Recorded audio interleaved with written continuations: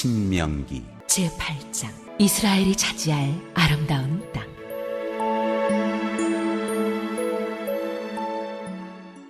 일제로부터 독립한 8월 15일은 다들 아는데 정작 나라를 뺏긴 날은 언젠지 모르는 사람들이 많습니다. 1910년 8월 29일 경술국지의 흔적이 남아있는 현장에 나혜인 기자가 다녀왔습니다. 서울 남산 한자락, 조선 통감이 살던 관저 예터입니다. 1910년 8월 22일 한일 강제병합 조약이 맺어진 곳으로 조선은 이곳에서 나라의 주권을 일제에 완전히 빼앗겼습니다. 일제는 일주일 뒤인 8월 29일 마치 우리 민족이 식민 통치에 동의한 것처럼 포장해 공포했습니다. 22일 날 했는데 발표는 일주일 후에 해요. 29일 날. 왜냐면 바로 이제 발표하면 어떤 사태가 벌어질지 모르니까. 그 앞에 세워진 비석. 1899년부터 7년 동안 주한 일본 공사였던 하야시 곤스케의 동상 잔해를 서울시가 모아놓은 겁니다.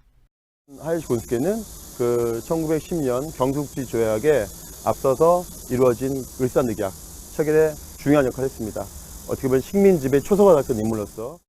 일제는 1936년 그가 살아있는데도 통감 관저 앞에 동상을 세워 공을 기렸습니다. 지금은 이렇게 남작 하야시 곤스케 군상이라는 글자가 거꾸로 새겨져 있습니다.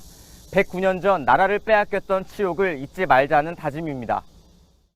이런 다짐이 무색하게도 경술국치일은 우리의 기억에서 희미한 경우가 많습니다. 지난 2005년부터 경술국치일을 국가기념일로 지정하자는 국회 결의안이 제출됐지만 큰 관심을 끌지 못했습니다. 경술국치가 며칠 날 일어난 건지 무슨 일인지는 들어본 일이 없으세요? 예.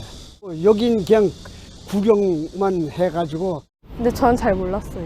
이제 장소 같은 건 잘 안 알려줘서. 다행인 건 최근 역사를 다시 알고 공부하려는 움직임이 커지고 있다는 겁니다. 지난해 경술국치일에 맞춰 문을 연 식민지 역사박물관의 방문객은 최근 한 달 사이 2배 늘었습니다. 아직까지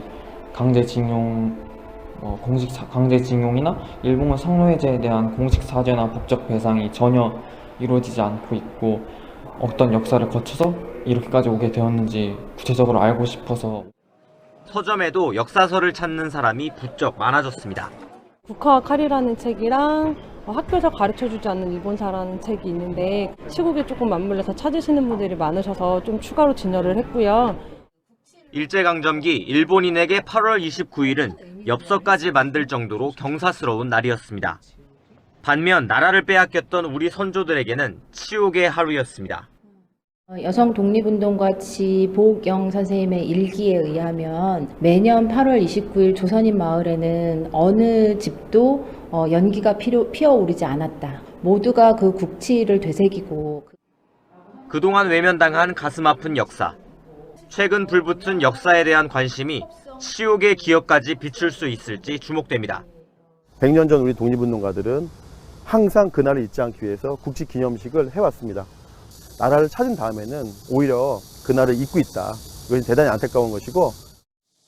YTN 나혜인입니다. 네 하나님 여호와께서 이 40년 동안에 네게 광야길을 걷게 하신 것을 기억하라. 이는 너를 낮추시며 너를 시험하사 네 마음이 어떠한지 그 명령을 지키는지 지키지 않는지 알려 하심이라.